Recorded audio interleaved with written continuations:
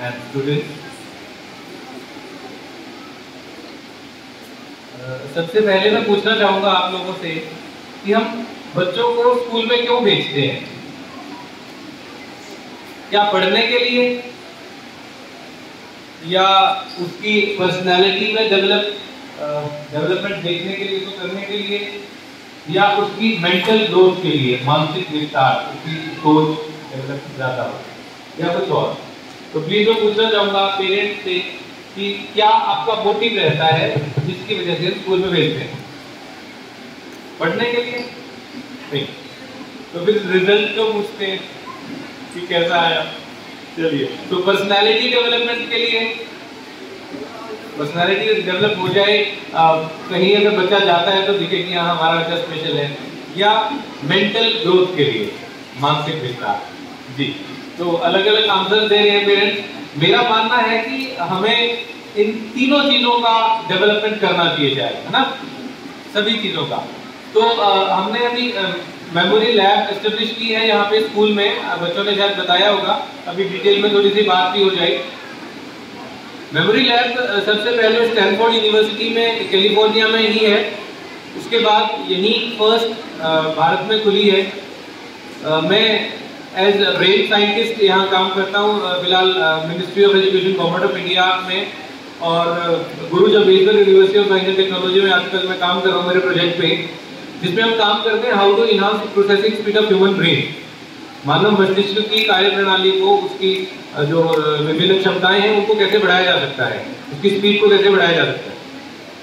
तो इसी के अंतर्गत एक प्रोजेक्ट में हमें जरूरत पड़ रही थी कि हम जब कर रहे हैं तो हमें कुछ ऐसा दिखाई दे कि किस किस का विस्तार हुआ। आमतौर पे जो रिसर्च होती है वो लैब तक ही सीमित रह जाती है, आम लोगों तक वो नहीं पहुंच पाती है। तो हमने सोचा कि क्यों ना उसको इम्प्लीमेंट करके आम लोगों तक पहुंचाया जाए, क्योंकि मेरा गांव यही पास में ही है, बख्तावरपुरा गांव से हूं मैं। मुझे लगा अपने एरिया के आसपास किया जाए, सबसे बढ़िया स्कूल मुझे लगा यहाँ है, और मैंने मैनेजमेंट से संपर्क किया, सर ने बड़ा अच्छा इंटरेस्ट दिखाया, और एक विजनरी सोच जो सर की है उसके तहत सर ने अलाउ किया कि यहाँ पे मेमोरी लैब पर काम किया जा सकता है। तो 1-2 महीने हमने काम किया, वायबिलिटी देखी, और लास्ट में अप्रूव हो गई और हमने मेमोरी लैब यहाँ पे खोल दी। उसके बाद चैलेंज था कि उसमें बच्चों को लाया जाए, और टाइम बड़ा बिजी शेड्यूल रहता है, 45 दिन के 48 कितने भी होते हैं हफ्ते में, उसमें से कैसे हम टाइम निकालें, टाइम चुराएं जैसा ये, क्योंकि टाइम होता नहीं है। तो कुछ बच्चों का कोई म्यूजिक पीरियड था, कुछ बच्चों का स्पोर्ट्स पीरियड था, उसमें से जैसे जैसे करके हमने टाइम निकाल के मेमोरी लैब में लाना शुरू किया। कुछ बच्चों ने मना किया कि अब खेलने के लिए एक पीरियड मिलता है वो यहाँ पे ले लिया, वो भी एक चैलेंज था। कुछ लोगों को, कुछ बच्चों को, या शायद कुछ पेरेंट्स को लगता होगा कि इतनी सारी चीजें हो रही थी, एक और चीज सिर पे रख दी, एक और वजन आ गया बच्चों पर, है ना। तो उसके लिए थोड़ा सा मैं पूछना चाहूंगा, सबसे पहले हमने बात की थी किस लिए हम भेजते हैं बच्चे को, एकेडमिक ग्रोथ के लिए, पर्सनैलिटी डेवलपमेंट, या मेंटल ग्रोथ। उससे पहले हमें ये देखने पड़ेंगे कि चैलेंजेस क्या है आजकल। सबसे बड़ा चैलेंज मेरे ख्याल से बच्चों के आगे है टेक्नोलॉजी। अभी पीछे कोरोना से हम निकल के आए हैं, कोरोना में ऑनलाइन क्लासेस चल रही थी, मोबाइल देना मजबूरी हो गई थी। पहले तो जैसे जैसे मोबाइल एक एक दे दिए, लेकिन कुछ टाइम बाद ऐसा करना पड़ा कि बच्चे को अलग डेडिकेटेड मोबाइल देना ही पड़ा, क्योंकि 6-7 घंटे क्लास लग रही थी, होमवर्क था। अब बच्चा उसमें सिर्फ पढ़ाई की चीजें देख रहा है या कुछ और, ये भी देखना जरूरी था। अब पेरेंट के पास इतना टाइम होता नहीं है कि वो सारा दिन बैठा रहे, है ना, और एक सेकंड लगती है टैग इधर से उधर करने में। पेरेंट आया तो बच्चे ने वो खोल लिया, ये हमें भी पता है, बच्चों को भी पता है कि कैसे चल रहा है। दूसरी बात, बच्चे का सोशल सर्कल कम होने लग गया। बच्चे क्या क्या बड़ों भी, घर में अगर 5 मेंबर्स हैं तो 6 मोबाइल हैं, शायद आधा घंटा भी घर के मेंबर आपस में बात नहीं करते। खाने के लिए बैठे हैं तो बस फोन में देखते देखते खाना खा रहे हैं, फोन उठाता है, फोन सुलाता है, फोन ही खाना खिलाता है, सब कुछ। घर वाले तो शायद रहे ही नहीं है। तो हमें इस बात का भी ध्यान देना जरूरी है कि सोशल हमारा जो ताना बाना है वो भी थोड़ा सा ठीक से डेवलप होता रहे। इसके साथ एक और चीज देखने में आई है, क्योंकि इसी कम्युनिटी में रहता हूँ, तो आजकल जो छोटे बच्चे मोबाइल देख रहे हैं उनकी 3 डायमेंशन देखने की कैपेबिलिटी कम होती जा रही है। क्योंकि जब हम लोग, पेरेंट्स की बात कर रहा हूँ, शायद अपनी एक ही एज है, थोड़े बहुत 5 साल ऊपर नीचे होगी, हम जब खेलते थे मोबाइल नहीं थे तो चीजें देखते थे, उठाते थे। अब बच्चा इतनी दूर मोबाइल रख के देख रहा है, तो 3D तो है नहीं, 2 डायमेंशन चीजें दिख रही है, तो दूरी का अंदाजा लगाना कितनी दूर क्या है, बैलेंसिंग, चीजों को पकड़ना, ड्राइविंग स्किल्स, वो सभी चीजें कम होती जा रही है। आगे जब बड़े होंगे तो बड़े चैलेंज आएंगे, तो उससे बचने के लिए भी हमें कुछ ऐसी चीजों की जरूरत है जिससे कि बच्चे का इंटरेस्ट मोबाइल से दूर आए। एज पेरेंटिंग एक्सपर्ट हमारे पास कई बार सेशन होते हैं, तो पेरेंट्स आते हैं, गृहिणियां स्पेशली मम्मी जो होती है, वो बोलती है कि जी बच्चा तो 3 ईयर मोबाइल छोड़ता ही नहीं है, क्या करें, अब लेते तो रोने लग जाता है। मैं पूछता हूँ कि आदत किसने डाली थी? जब बच्चा तंग कर रहा है, काम करना है, तो मम्मी बिठाती है कि ले पकड़ मोबाइल, अपना फ्री, तो आदत हमने डाल दी, उसे 2-4 साल उसे मजा आ गया, तो एकदम से तो नहीं छोड़ेगा ना वो। हमें करना क्या पड़ेगा, हमें मोबाइल अगर छुटवाएंगे तो उसके बदले में उतना ही इंटरेस्ट की कोई चीज देनी पड़ेगी उसको। एक चीज खाली होगी तो भरने के लिए कुछ तो चाहिए, उसके लिए बच्चे को टाइम देना पड़ेगा, कोई ऐसी चीजें देनी पड़ेगी, तो उन चीजों को भी फुलफिल कर रही है मेमोरी लैब। अभी तो हमने बड़े बच्चों के लिए 5th ऑनवर्ड ही स्टार्ट किया है, धीरे धीरे जैसे टाइम आएगा तो हम चाहे छोटे बच्चों के लिए भी करेंगे, जिससे उनका थोड़ा ग्रोथ होगा। ग्रोथ क्या होगा और क्या जरूरत है उसकी थोड़ा सा देखते हैं कि क्यों हमें विदेश से टेक्नोलॉजी यहाँ लानी पड़ी।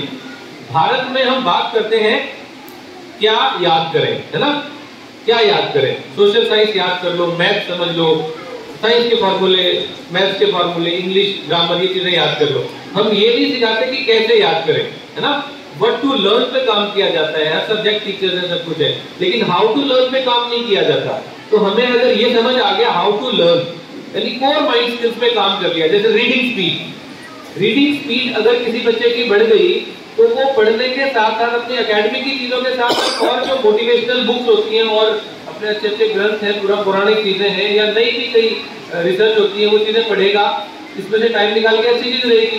दूसरी चीज होती है मेमोरी रिटेंशन। आजकल समस्या आती है कि बच्चे मेमोराइज करते हैं, जल्दी भूल जाते हैं, तो कैसे रिटेन करें लंबे टाइम तक। अगली फिजिकल डेवलपमेंट ऑफ चाइल्ड, मतलब हम शारीरिक ही नहीं मानसिक विकास भी करना चाहते हैं स्टूडेंट्स का। Next, improvement of level of understanding. अगर बच्चे के समझने की जो कैपेसिटी है उसको हमने डेवलप कर दिया तो चीजें जल्दी समझेगा, वो सब्जेक्ट जल्दी से समझ आएंगे उसको। एक डेवलपमेंट ऑफ मेमोराइजेशन एबिलिटी, याद करने की क्षमता को बढ़ाना। इमेजिनेशन एंड विजुअलाइजेशन, सिर्फ इतना नहीं है कि बच्चे को हमने मशीन बना दिया कि ये कर लिया कर लो, बच्चा नए तरीके से भी कर पाए। जब हम लोग पढ़ते थे तो उस टाइम जो बुक में जो आंसर लिखवा दिया वैसा का वैसा लिख दिया तो आंसर सही होता था।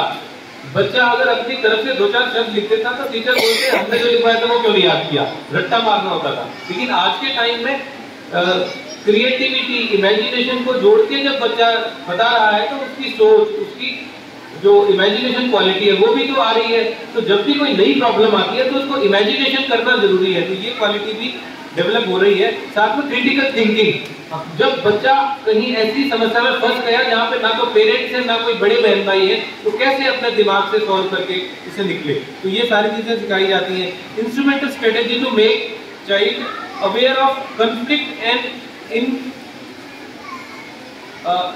डिफरेंट कंडीशंस, मतलब ऐसी प्रॉब्लम जिसको सॉल्व करना हमने नहीं सिखाया, उस प्रॉब्लम को कैसे बच्चा सॉल्व करे।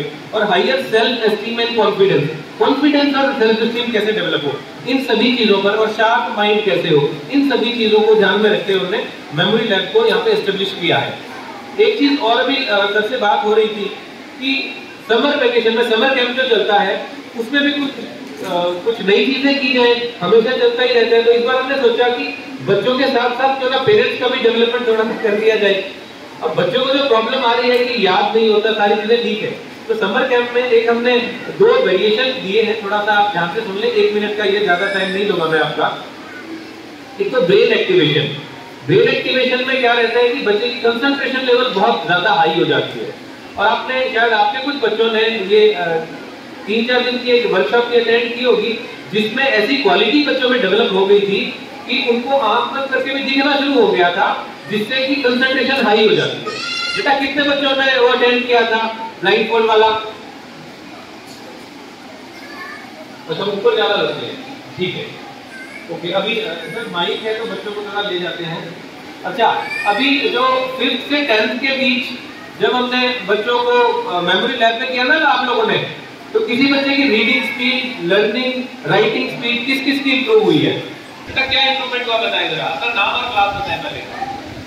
My name is Kajal. I am from 6th fire. In my writing speed, first time I have written only 32 words in 2 minutes. This time I have written 55 words in 2 minutes. एक minute Hindi में भी बताइए जरा, क्या बताया आपने?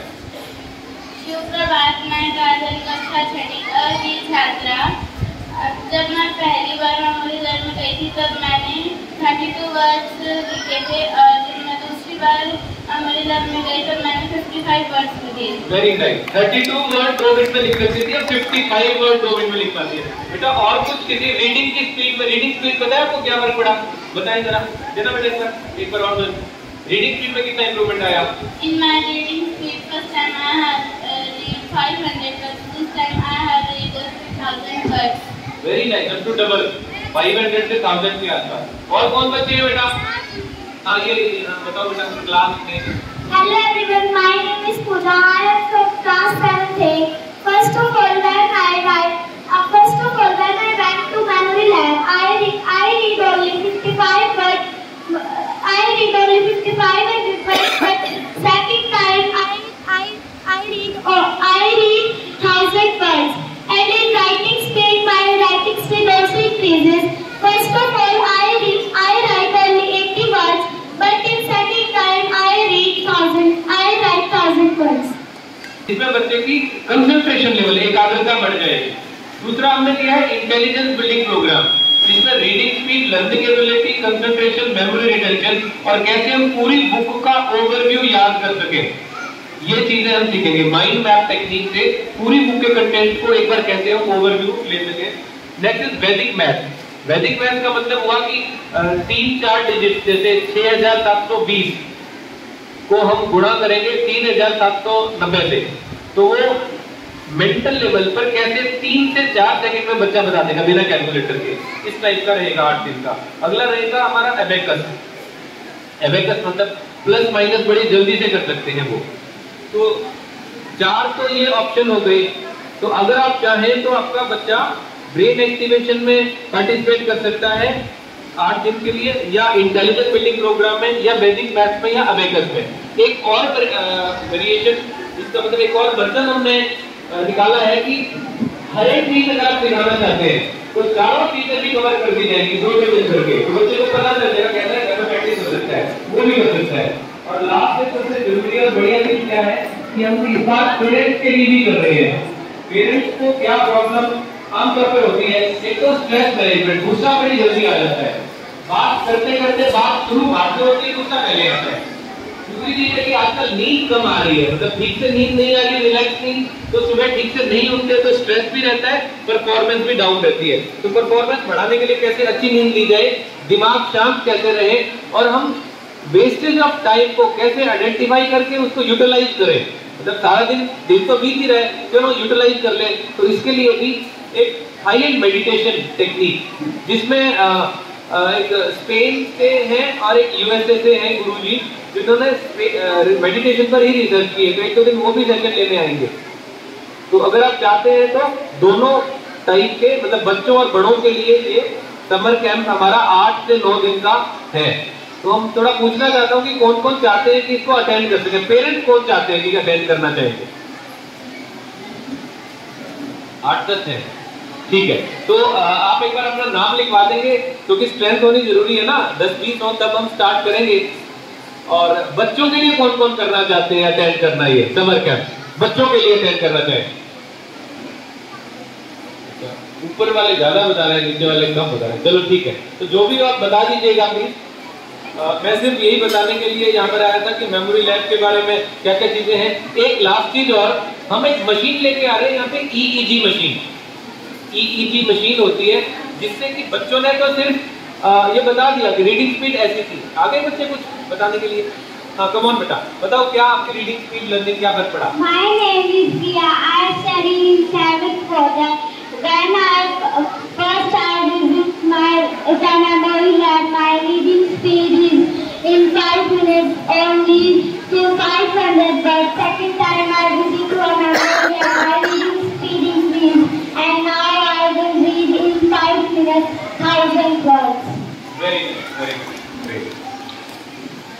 Okay, तो एक हम ईईजी मशीन लेके आ रहे हैं। उस मशीन से क्या होगा कि दिमाग में क्या फर्क पड़ा वो दिख जाएगा, ठीक है। अब कुछ पेरेंट्स ने या कुछ लोगों ने गूगल पे किया कि क्या होता है, उसमें से तार लगे दिखाई दिए मशीन पे, तो बोले नहीं बच्चों को ऐसे नहीं करना, कुछ तार लग जाएंगे। तो बेसिकली उसकी फंक्शनैलिटी को बताना भी मेरा मोटिव है अभी। जैसे हम थर्मोमीटर से बुखार नापते हैं, तो जो बाहर का टेम्परेचर है वही चीज करता है, कोई साइड इफेक्ट तो हो ही नहीं सकता। उसी तरीके से हम जो सोच रहे हैं तो दिमाग कुछ तरंगें निकाल रहा है, तो बाहर निकलती हुई तरंगों को रीड करना, उससे इनपुट नहीं जाता। जैसे एक्सरे मशीन से, एमआरआई से तो नुकसान होता है ना, कुछ तरंगें शरीर में जाती है निकलती हैं। तो ईईजी मशीन से कोई तरंगें जाती नहीं है, वो सिर्फ हमारी जो वाइब्रेशन फ्रीक्वेंसी है उसको रीड करता है, ठीक है। तो अगर आप कहें, नेट पे दोबारा से देख लेना ईईजी मशीन, अगर आप कहें तो उन बच्चों को जो पेरेंट्स जा रहे हैं उनका रिसर्च के लिए कि क्या इंप्रूवमेंट आया, ब्रेन की रीडिंग हो सकती है, और वो रीडिंग आप भी यूज कर सकते हैं देखने के लिए कि बच्चे के दिमाग में किस तरीके की एक्टिविटी चल रही है। आमतौर पे 8,000 रुपए खर्चा लगता है ईईजी करवाने का, मतलब 5 से 8,000 रुपए खर्चा लगता है ईईजी करवाने का, जो कि फ्री में हो जाएगी अगर आप चाह रहे हैं तो। अपनी खुद की भी करा सकते हैं आप, बच्चों की भी करा सकते हैं, क्योंकि मशीन यहाँ पे आई नहीं है। उससे दिमाग में कितनी शांति है, कितना अशांत है, किस लेवल पे क्या सोच रहे हैं, वो सारी चीजें पता चलती है। तो क्या आप लोग चाहते हैं लाई जाए मशीन? लाई जाए तो फिर हाथ ऊपर कर दें, ला सकते हैं, यूज किया जाए। हाँ, ये रहेगा कि फ्री में भी, मतलब आप लोग भी इसका यूज, क्योंकि एक प्रॉपर्टी स्कूल की होगी, आपका ही स्कूल है तो यूज कर सकते हैं। ना के लिए कौन बोलते हैं कि नहीं लानी चाहिए, ऐसा कोई नहीं है जो मना कर रहा है, ठीक है। ओके, तो थैंक यू।